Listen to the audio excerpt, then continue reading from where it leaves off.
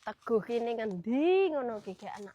Iki engko nek tekan ngomahe ya to keringetan neranggo salin jilbabe. Oh, lah iki.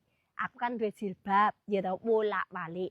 Dadi iso dienggo motif, iso dienggo polos. Dadi engko nek tekan omahe Ibu Teguh arep tak walik ya.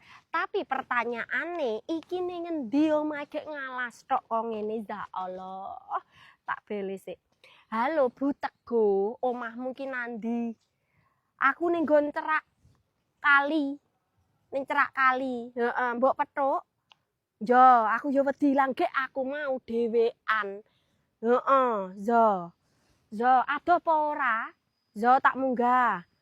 Yo ngerti yo ngono mau aku diterke. Yo. Omah kok adoh ra-ram. Iki engko nek anu tak walik Mbak jilbabku. Iki kan anu jilbabku ki asline tak kandhani.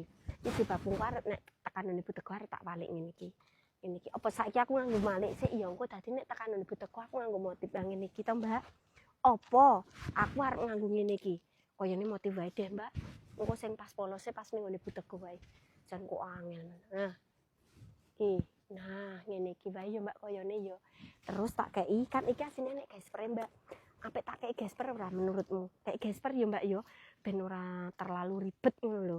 Ngene ya Mbak ya. Apik ta? Ngene wae yo. Heeh ya. Wis aku tak melanjutkan perjalananku. Aduh ya. Yo.